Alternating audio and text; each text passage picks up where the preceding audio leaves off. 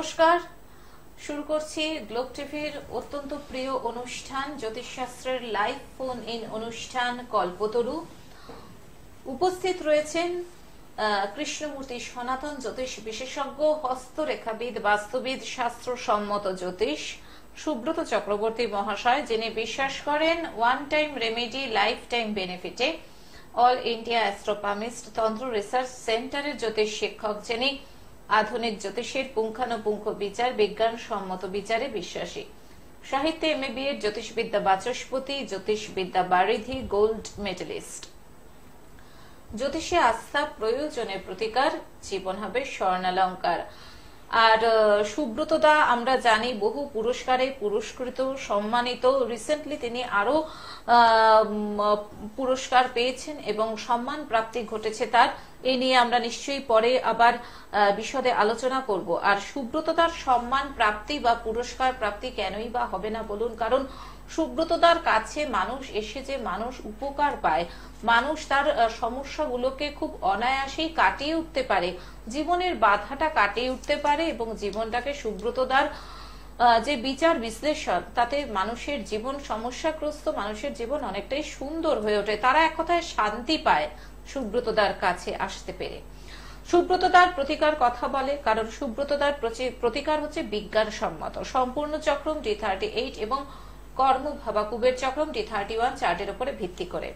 আর আজকে সুব্রতদা আলোচনা করবেন মূলত মাধ্যমিক পরীক্ষা যে এখন চলছে, এই মাধ্যমিক পরীক্ষার পরে ছাত্রছাত্রীরা কোন বিষয় নিয়ে পড়াশোনা করলে গ্রহ নক্ষত্র অনুযায়ী বা প্রত্যেকটা ছাত্রছাত্রীর জন্মছক অনুযায়ী কোন সাবজেক্ট নিয়ে পড়াশোনা করলে সে ভবিষ্যতে উন্নতি করতে পারবে, বা শুধু যে মাধ্যমিক তা নয়, হায়ার সেকেন্ডারির পরীক্ষা, তারপরে জয়েন্টে মানুষ বসার জন্য উদ্গ্রীব হয়ে থাকে এবং সেই জয়েন্টে সে কোন সেকশনটায় বসবে, কোন সাবজেক্ট চুজ করবে, বা জয়েন্ট এন্ট্রান্স যদি কেউ নাও দেয় ভবিষ্যৎ ক্ষেত্রে সে সরকারির কোন দিকে যেতে পারে, অ্যাডমিনিস্ট্রেটিভ দিকে বা টিচিং প্রফেশনে, সেই সমস্ত কিছু নিয়ে আজকে দাদা আলোচনা করবেন। এটা সত্যিকারেরই অত্যন্ত গুরুত্বপূর্ণ একটি আলোচনা হবে এবং আপনারা যারা আজকের এই অনুষ্ঠানে সুব্রতদার সঙ্গে কথা বলতে চান তারা চলে আসুন আমাদের দুটো ফোন নাম্বারে ফোন করে 0332571255 এবং 033400814337। আসুন আরো আরেকবার স্বাগত জানাই আমাদের অত্যন্ত প্রিয় মানুষ, বিশিষ্ট জ্যোতিষী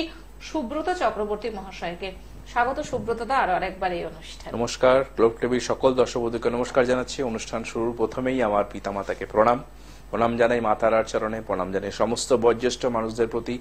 যারা আমার নিয়মিত অনুষ্ঠান দেখে চলেছেন গ্লোব টিভিতে প্রত্যেক সোমবার দিন দুপুর 2:45 এছাড়া প্রত্যেক বৃহস্পতিবার দিন দুপুর 2:30। এই সুন্দর অনুষ্ঠানটি আপনারা যে বাড়িতে বসে অথবা মোবাইলে দেখছেন, তার পিছনে কিন্তু গ্লোব টিভির অনেক টেকনিশিয়ান দাদা ভাইদের অনেক অবদান রয়েছেন। তাই গ্লোব টিভির সমস্ত টেকনিশিয়ান দাদা ভাইকে অনেক শুভেচ্ছা ভালোবাসা জানাই এবং গ্লোব টিভির সমস্ত কর্তৃপক্ষকে শুভেচ্ছা এবং ভালোবাসা জানাই। আমার সঙ্গে সঞ্চালনায় রয়েছে দিদিকে অনেক শুভেচ্ছা জানাই। এবং আপনারা প্রত্যেকেই জানেন আমার অনুষ্ঠান মানেই কিন্তু নতুন বিষয় এবং নতুন আলোচনা। তো আমাদের এখন মাধ্যমিক পরীক্ষা চলছে, এরপর উচ্চ মাধ্যমিক পরীক্ষা, বিভিন্ন বোর্ড এক্সাম গুলো হয়তো স্টার্ট হবে।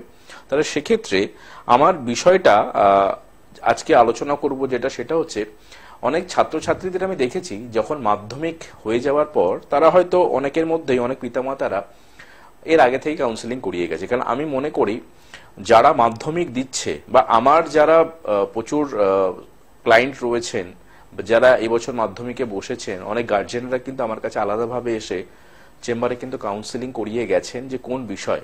আমি সবসময় মনে করি কোন ছাত্রছাত্রী যখন মাধ্যমিক পরীক্ষা দেবে, বিশেষ করে 9 এবং 10, এই সময়টা অত্যন্ত ভাইটাল একটা সময়। একদম ছোট বয়সে যখন সে ক্লাস 4-5 পড়ছে, সেই সময়টা একটা ইম্পর্টেন্ট জায়গা। এবং বিশেষ করে আরেকটা জায়গা, সেটা হচ্ছে নবম এবং দশম শ্রেণীতে যখন সে পড়াশোনা করছে বা মাধ্যমিকের আগের ওই সময়টায় যদি আমরা একটা ভালো করে কাউন্সেলিং করাতে পারি, তবেই কিন্তু শিক্ষাক্ষেত্রে খুব ভালো একটা ফল, আশানুরূপ অনেক ভালো ফল করা যায় এবং কর্মজীবনে সে কিন্তু ভালো প্রতিষ্ঠা পেতে পারে। তো এই মাধ্যমিক হয়ে যাওয়ার পর অনেকের ক্ষেত্রে দেখতে পাওয়া যায় যে কোন বিষয় নিয়ে পড়াশোনা করব, সেটা নিয়ে কিন্তু একটা দোদুল্যমানতা চলতে থাকে।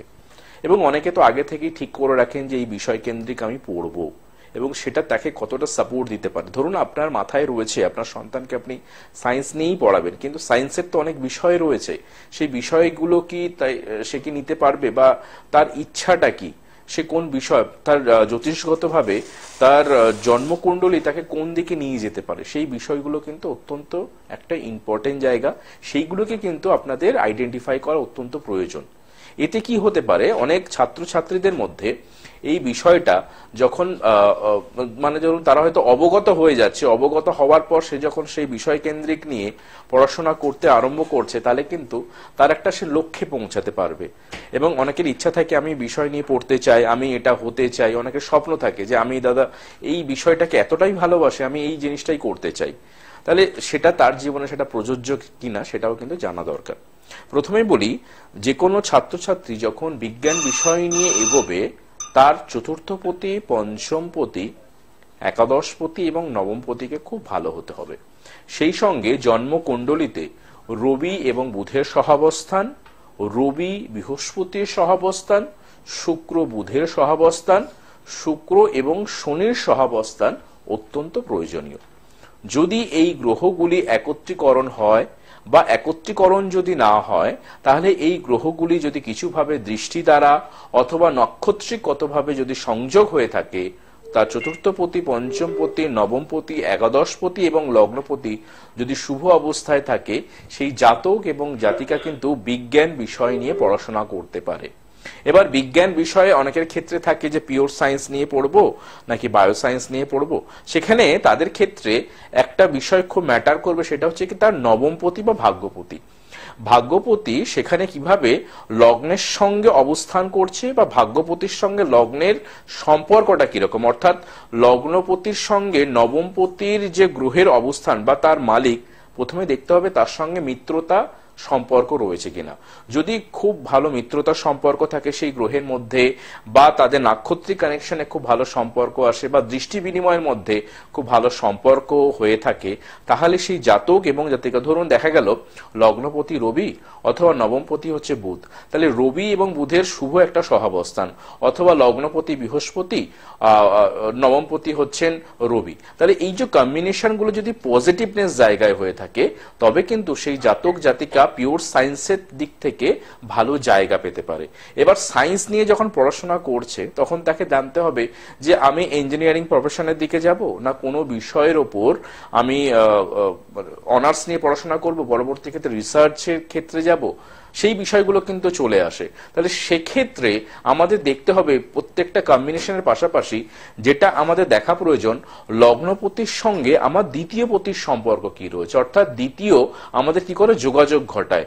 আমাদের যে কোনো পড়াশোনা যখন হায়ার এডুকেশনের দিকে যাচ্ছি, দ্বিতীয় স্থানকে আমরা অনেকে কি বলি অর্থনৈতিক জায়গা, অনেকে বলে থাকি কুটুম্ব স্থান বা আত্মীয়তার জায়গা, কিন্তু দ্বিতীয় স্থান থেকে আমাদের উচ্চ শিক্ষার ক্ষেত্রে, বিশেষ করে আমরা উচ্চশিক্ষায় কোন দিকে সফলতা পেতে পারি, সেই সফলতার জায়গাটাকে দেখতে হবে। যে সেক্ষেত্রে আমি ইঞ্জিনিয়ারিং বিষয় নিয়ে পড়াশোনা করব নাকি ইঞ্জিনিয়ারের কোন বিষয়টাকে আমি নেব। তাহলে সেই নেয়ার ক্ষেত্রে দ্বিতীয় পতির কতগুলো ভাগ রয়েছে। যেমন দ্বিতীয় পতি আমাদের দ্বিতীয়াংশ বলে একটা কিন্তু চার্ট হয়ে থাকে, যেটা D1 যেরকম লগ্ন কুণ্ডলী, সেরকম দ্বিতীয়াংশ বলে চার্ট হয়ে থাকে।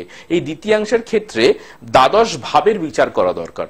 দ্বাদশ ভাবের বিচারের মধ্যে সেখানে রাহু এবং কেতুর ইম্পর্টেন্ট একটা জায়গা রয়েছে। অর্থাৎ দ্বিতীয়াংশের ক্ষেত্রে আমরা প্রত্যেকে জেনে থাকি যে রাহু এবং কেতু সমসপ্তমে অবস্থান করে, কিন্তু সেই রাহু এবং কেতুর বিশেষ করে যদি রাহু থেকে পঞ্চমে বৃহস্পতি থাকে অথবা কেতু থেকে তৃতীয় বুধ থাকে, তাহলে সেই জাতক জাতিকার বিশেষ করে ইঞ্জিনিয়ারিং এর মধ্যে তার সফটওয়্যার ইঞ্জিনিয়ারিং তার জন্য ভালো হতে পারে বা সিভিল ভালো হতে পারে।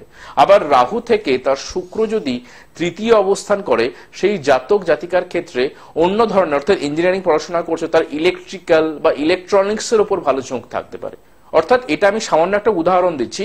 তার মানে দ্বিতীয়াংশ যে আমরা চারটা নির্ণয় করব, সে নির্ণয় থেকে রাহু এবং কেতু দুজনেই যেখানে সমসপ্তমে অবস্থান করছে, সেখান থেকে রাহু থেকে গ্রহের অবস্থান, বিশেষ করে কোন কোন গ্রহগুলো, রবির সঙ্গে বুধের সম্পর্ক, রবির সঙ্গে বৃহস্পতির সম্পর্ক, বুধের সঙ্গে শুক্রের সম্পর্ক, শুক্রের সঙ্গে শনির সম্পর্ক, এই চারটি গ্রহের সহাবস্থানকে রাহু কেতু থেকে ইন্ডিভিজুয়ালি দেখতে হয়, যে সেখানে তার তৃতীয় ভাব অর্থাৎ পনফর পঞ্চম স্থান এবং নবম স্থান অর্থাৎ তৃতীয়, পঞ্চম এবং নবমে এই তিনটি সংযোগ কিভাবে রয়েছে, তবেই কিন্তু সেখান থেকে আমরা তার ইঞ্জিনিয়ারিং কোন বিষয়গুলোকে আমরা এগোতে পারি।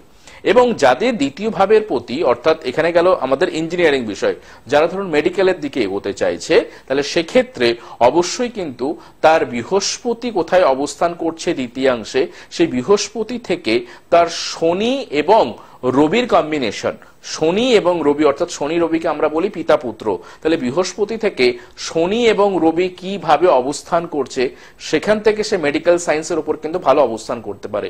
ধরুন বৃহস্পতি যেখানে অবস্থান করতে, তার যদি পঞ্চম স্থান অথবা তৃতীয় স্থানে কিছুভাবে বৃহস্পতি, শনি এবং রবি একত্রীকরণ হয় বা সেখানে দৃষ্টি বিনিময় করে, সেই জাতক জাতিকে কিন্তু মেডিকেল সায়েন্সে খুব ভালো জায়গা যেতে পারে। এবং সেখানে স্পেসিফিক তার আমরা যদি দেখি যে নক্ষত্রের যে আমাদের চারটি পদ থাকে বা চারটি যেটা ধারা বলা হয়, যে আমাদের কোন নক্ষত্রের কোন পদে জন্মগ্রহণ করেছো, চারটি পদ তো থাকে, তাহলে সেক্ষেত্রে আমাদের কোন বিষয় কেন্দ্রিক নিয়ে সে পড়াশোনা করতে পারে। স্যার মেডিকেল সায়েন্সে তো এমবিবিএস করলো, এমবিবিএস করার পর সেখান থেকে কোন বিষয় সে রিসার্চ করবে সেটা দেখতে গেলে তার আমাদের ওই নক্ষত্রের চারটি পদকে বিচার করতে হবে। তাহলে সেখান থেকে বৃহস্পতির সঙ্গে রবি এবং শনির সহাবস্থানের চারটি নক্ষত্রের সহাবস্থান কিভাবে সেখানে অবস্থান করছে সেই অনুযায়ী তার কিন্তু স্পেশালাইজেশন হয়ে থাকে।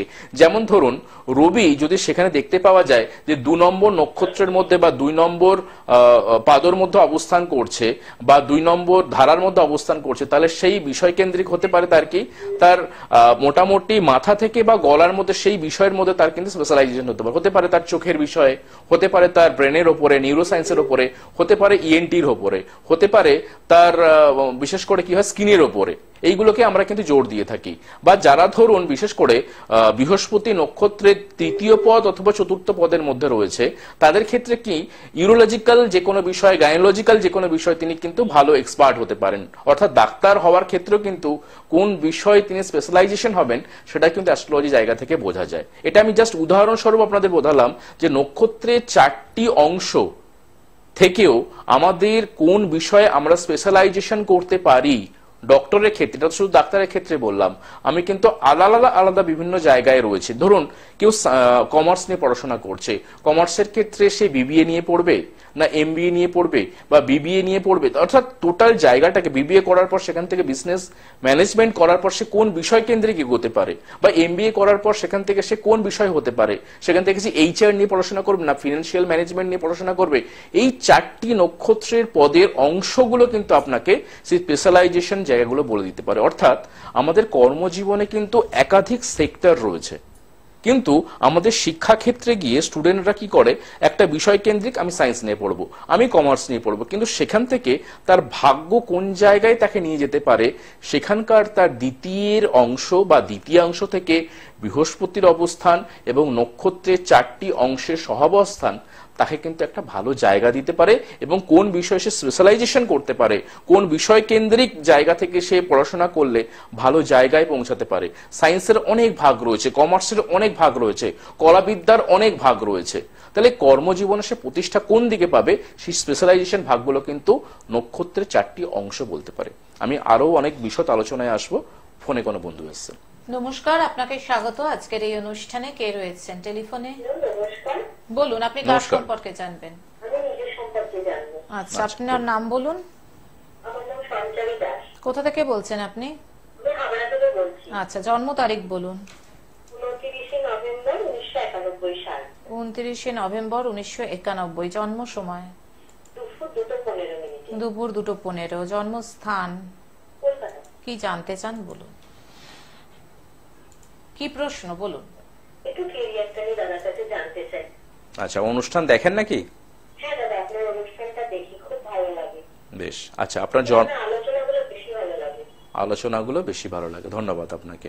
আচ্ছা, প্রথমেই বলি আপনার জন্মবারটা কি শুক্রবার ছিল? হ্যাঁ, শুক্রবার ছিল। লগ্ন হচ্ছে মীন লগ্ন এবং রাশি হচ্ছে সিংহ রাশি, ঠিক আছে? তাহলে দুদিক থেকেই লগ্নগতভাবে বৃহস্পতি, রাশিগতভাবে আমি রবির, এই কম্বিনেশনটা যখন পেয়ে যাচ্ছি তখন আপনাকে বলতে পারি আপনার মধ্যে একটা সুপ্ত প্রতিভা বা কোয়ালিটি থাকবে। অর্থাৎ আপনি কর্মজীবনে কিন্তু সুপ্রতিষ্ঠা পেতে পারেন। অবখাড়া চক্র সেটা বলছে। এবং নক্ষত্রগতভাবে যেটা বলবো যে আপনার পূর্ব ফাল্গুনী নক্ষত্র অর্থাৎ শুক্রের নক্ষত্র অবস্থান বা শুক্রের নক্ষত্র জাতক আপনি বা জাতিকা, নবমী কৃষ্ণপক্ষ তিথি, আপনার সূর্য সিদ্ধান্ত যোগ, বিষকুম্ভ যোগ এবং গণ হচ্ছে নরগণ। আপনি কি এই মুহূর্তে কিছু করছেন?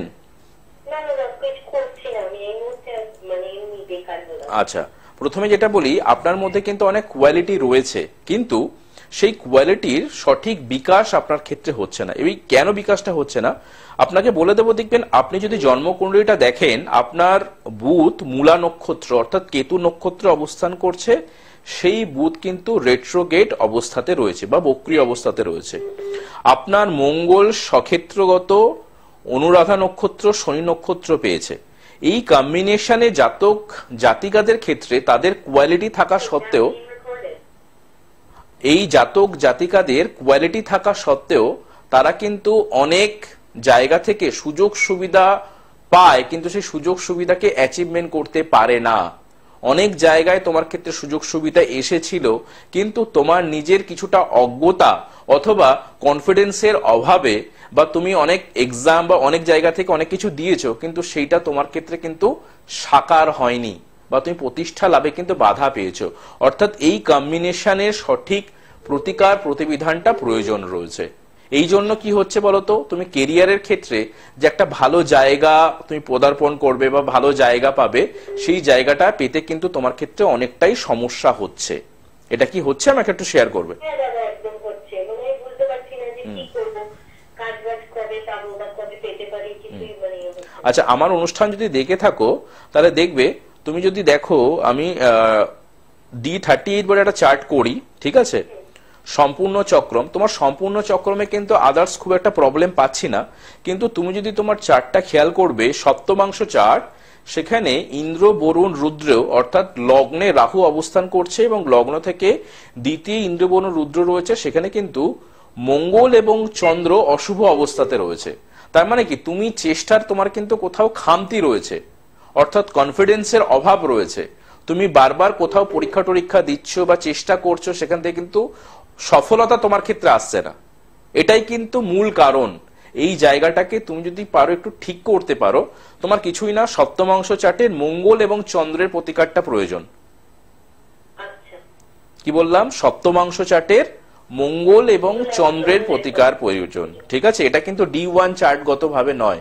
তোমার সম্পূর্ণ চক্রম যথেষ্ট ভালো রয়েছে, তোমার লগ্ন কুণ্ডলীও খারাপ নয়, কিন্তু সপ্তমাংশ চার্টে মঙ্গল এবং চন্দ্রের অবস্থান যথেষ্ট খারাপ।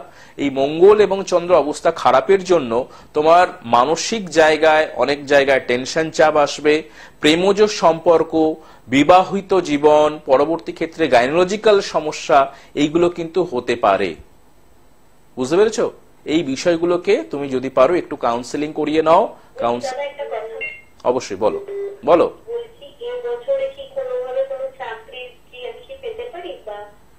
অবশ্যই, দেখো, তোমাকে এটুকু বলে দিচ্ছি, তোমার দশা অন্তর্দশা তোমাকে তো যথেষ্ট সাপোর্টেবল করছে, কিন্তু তোমার মঙ্গল এবং চন্দ্রের তো কোনো প্রতিকার নেওয়া নেই বা সেই সাপোর্টটা নেওয়া নেই বলে তুমি কিন্তু সেই জায়গা থেকে খুব একটা ভালো সুযোগ সুবিধাটা পাবে না। বুঝতে পেরেছো? কারণ তোমার ক্ষেত্রে এখন যে মহাদশা পাস করছে সেটা হচ্ছে রাহুর মহাদশা, ঠিক আছে? তাহলে এই যে মঙ্গল এবং চন্দ্র ইনক্লুডেড হয়ে আছে, রাহুর মহাদশা চলছে তোমার কবে থেকে? 2021 সাল থেকে 25শে সেপ্টেম্বর 2021 চলবে হচ্ছে 18 বছরের জন্য, 25 সেপ্টেম্বর 2039। এখন রাহুর মহাদশা অন্তর্দশা এখন রাহুরই চলছে। এরপরে বৃহস্পতি আসছে কবে থেকে? 6/6/2024, অর্থাৎ জুন মাসে 6 তারিখে তোমার অন্তর্দশায় প্রবেশ করছে বৃহস্পতি। তাহলে সেই সময়টাও কিন্তু একটু বাধা প্রাপ্ত হবে। তুমি ইমিডিয়েটলি যদি পারো ওই সময়টাকে একটু কাজে লাগাও, মঙ্গল এবং চন্দ্রের একটা প্রতিকার গ্রহণ করো। তাহলে এটুকু বলতে পারি যে তুমি কেরিয়ার ডেভেলপমেন্টে তোমার যে প্রতিভা রয়েছে, তোমার মধ্যে তো শিক্ষার অনেক কোয়ালিটি রয়েছে, কিন্তু সেই কোয়ালিটি তোমার জায়গায় ঠিক তুমি প্রতিষ্ঠা করতে পারছো না। এটাই তো সমস্যা তোমার, তাই না?